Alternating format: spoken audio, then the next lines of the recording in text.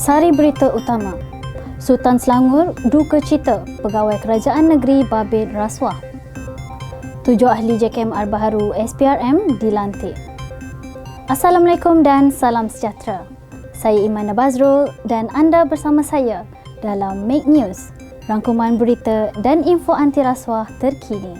Berita sepenuhnya. Sultan Selangor, Sultan Sharafuddin Idris Shah menzahirkan rasa duka cita apabila terdapat beberapa pegawai kerajaan di Selangor terbabit dengan kegiatan rasuah yang boleh menjatuhkan nama baik seluruh pegawai kerajaan negeri ini. Baginda menegaskan, pegawai terbabit yang didapati bersalah perlu dikenakan tindakan tata tertib serta hukuman yang setimpal. Baginda juga menzahirkan penghargaan kepada SPRM yang telah melaksanakan tanggungjawab menyiasat dan memastikan aktiviti rasuah di negeri Selangor dapat dibanteras.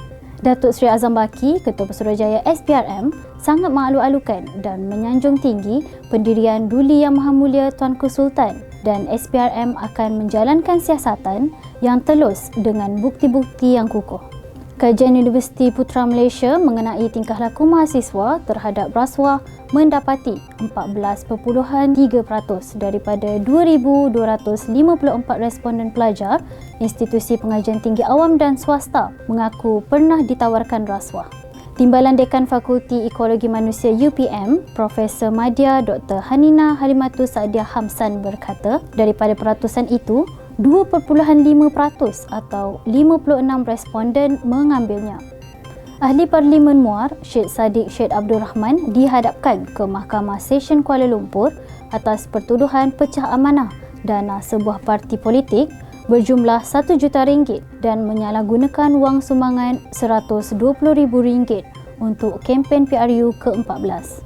Seterusnya, bekas adun Batu Maung, Datuk Mansur Musa yang juga pengerusi Koperasi Syarikat Hartanah dihadapkan ke Mahkamah Session Butterworth atas 106 pertuduhan menerima rasuah, wang tunai dan barangan berharga bernilai lebih RM11 juta.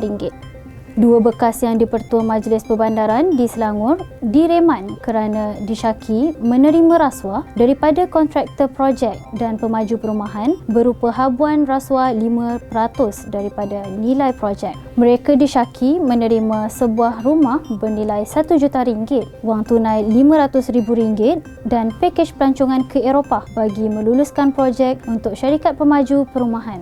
Turut ditahan adalah kontraktor yang memberi rasuah berkenaan. 6 individu termasuk jurutera daerah dan 2 penolong jurutera sebuah agensi pusat di Johor direman kerana disyaki menerima rasuah daripada kontraktor-kontraktor seliaan mereka. 3 orang kontraktor terbabit juga turut ditahan bagi membantu siasatan kerana didakwa merasuah bagi mendapatkan projek-projek yang dimonopolinya mencecah jutaan ringgit sejak 2018. SPRM buka 97 kertas siasatan membabitkan kesalahan urus takbir dan salah laku rasuah di Institusi Pengajian Tinggi Awam IPTA sejak tahun 2016.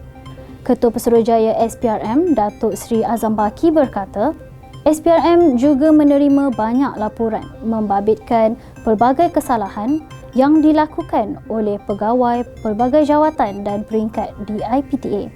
Seterusnya, berita pencegahan. 7 ahli jawatankuasa khas mengenai rasuah JKMR baharu telah dilantik yang di-Pertuan Agong bagi tempoh 3 tahun berkuat kuasa mulai 15 Julai lalu hingga 14 Julai 2024. Semua ahli JKMR berkenaan terdiri daripada kalangan ahli Dewan Negara dan Dewan Rakyat yang mewakili parti kerajaan dan pembangkang dengan yang di-Pertua Dewan Negara, Senator Tan Sri Dr. Rais Yatim sebagai pengerusi. JKMR bertanggungjawab untuk menasihati Perdana Menteri mengenai apa-apa aspek masalah rasuah di Malaysia dan memeriksa laporan tahunan SPRM. SPRM perkukuh kerjasama strategik bersama Nottingham Trent University NTU United Kingdom dalam bidang akademik bagi tempoh 5 tahun sehingga 2025. Majlis menandatangani perjanjian kerjasama, perjanjian tambahan kedua antara SPRM dan NTU UK diperbaharui selepas kali pertama pada 2017. Ia bertujuan bagi meningkatkan lagi kualiti pendidikan dalam bidang penguatkuasaan dan pencegahan rasuah di Malaysia dan peringkat antarabangsa melalui Akademi Pencegahan Rasuah Malaysia (MAKA).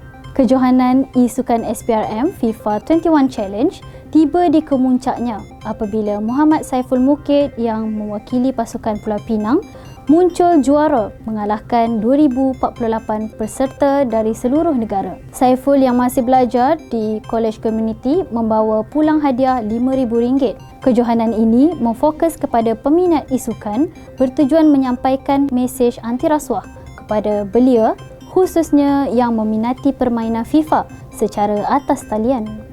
Sekian rangkuman berita Mac News minggu ini. Berita lanjut boleh didapati di portal www.sprm.gov.my. Jika anda mempunyai maklumat rasuah, anda juga boleh melaporkan melalui aplikasi Mac Mobile.